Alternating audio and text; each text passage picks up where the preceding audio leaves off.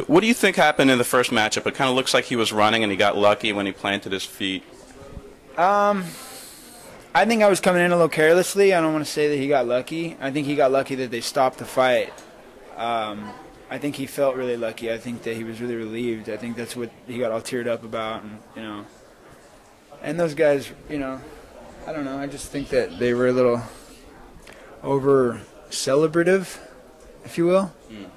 I don't know if that's a word, but it's kind of, they were just kind of over celebrating for how he won, So I don't think that it was a lucky shot. I think he set it up well and hit me in the eye, and I was like, okay, I'm angry now, and I was coming forward, and I was real angry in that fight. I had a lot of just frustrations leading up to that fight, and it's just kind of how I went out to fight that day, just I guess sometimes you have a bad night, and I didn't look at it like a loss at all. I didn't go home and beat myself up about it. I was more so just critical and bitter in interviews and in, towards his team and towards his, his whole camp and everybody if I saw him or anything like that, because he was not going to take the fight. I mean, he gave up his belt so he wouldn't have to take the fight from what I know. I figure there's something else going on in his life. I don't know anything about him, so,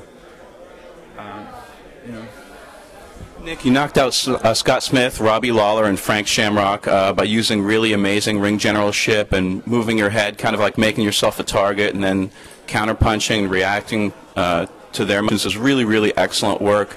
Are you planning on using any of that kind of similar strategy that you didn't use against KJ in this bout? I'm planning on doing it all.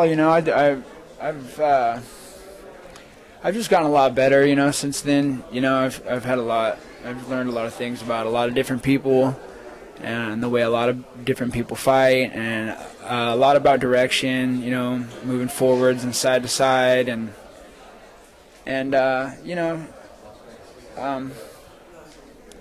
think he was practicing for a guy that's always moving forward, like what he said, and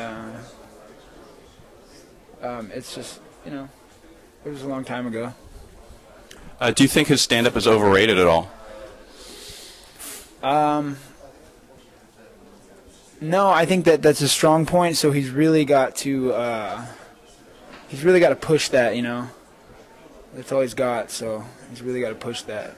And I don't think he doesn't really feel that comfortable talking about his other strengths. So I think that's why he's pushing the whole stand-up thing. But I haven't heard of him fighting anybody really important in boxing. And I've heard about him working with some good guys. They were really small guys, So a lot of it had to do with him being really smaller and quicker than me. And, he's going to be stronger than me at that weight at 162. So it was a really different story last time. I don't know. We'll see, Were you more careful this time in your sparring not to incur any pre-fight injuries? I always try to, I make sure that I'm in pretty damn good shape coming into the fight. So usually, something's really got to go wrong if I get injured. I'm not taking, I'm not taking hard punches. Usually I'm doing well, boxing, sparring. I'm not out of shape, so I work good with these guys, and. So yeah, I don't worry about getting too banged up or anything before the fight. I'm pretty damn good shape. If that's gonna be happening to me, it's gonna be like, it's gonna be, like I get back into sparring or something like right away, and someone calls me in while I'm like, not that I'm not gonna be ready, because I'm always ready really for sparring, but if you need me to come and work with you, like I work out sparring Andre Ward, and they're there for me. I needed sparring, and they were like, hey man, like, they let me come down and spar, and I really appreciate that. I'm gonna give a shout out to that Andre Ward SOG. He's got a fight coming up, I think, a couple weeks, and I went in there. I got a couple days in that gym, and then I worked out with some smaller guys that were actually really good. Another guy that works out spars Andre Ward on a regular. His name is Enrique. I apologize because I can't. I've been trying to figure out his last name for the last week. But this guy's really good. So, I worked out a lot of boxing. And then I'd be in the city, so after I was done with that, I'd make my way over to Gills, and I work out with Daniel Roberts in my wrestling and jiu-jitsu with Jake Shields and my brother, and just everybody's been looking really good over there. I've got all these guys over there. Everybody's good now. You've even got guys that aren't important right now, or that nobody knows. I mean, not that they're not important, but they're important to me. But I mean, nobody knows who they are yet. And I think that they're gonna.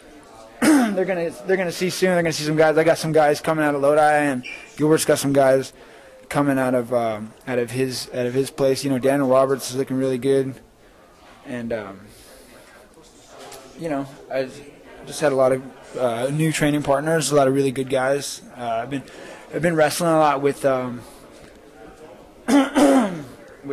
went to David Terrell in Santa Rosa, and I trained up there with David Terrell, and a lot of those guys are really good wrestlers. My friend Nate, is Nate Descharme? Yeah, Nate. I don't know how to say. Sorry if I didn't say your last name right, bro. But yeah, we worked out with him real good. I had a couple days, and we got some really good jiu-jitsu and wrestling, and I just did the best I could with the time that I had for this fight. Nick, one last question, because I know you got to get prepared for the weigh-in and everything. Talk to us about the takedowns in the first matchup. You got a few really good takedowns. Do you think that his wrestling is any good? It's easy to sprawl and push the arm down and move out. I mean, it's not. It's wrestling. It's takedown defense. He was littler than me. He was moving quick, and he still went on bottom 3 times in one round. It's not like I was having trouble taking him down. He was going down. I didn't have trouble keeping him down, but he kind of slipped away from me. I think the fight would have ended. I had a hold of that guy. He was. I didn't tighten up enough before I went through the middle, and he came out right underneath. I drilled that too to get up like that in that direction. And I think maybe he was drilling that too for this fight. He sees how I come to the middle, and I didn't. I was really I knew I was cut, so I was going to pass the guard and finish the fight. And I think I was moving a little too quick there through the middle. I should have tightened up a little bit. But he was a little escaper. Yeah. So. Well, we'll see if he has enough time to run this time. I doubt he will. I'm looking forward to seeing in action Saturday night. Yeah, thank you. All right, thank you, champ.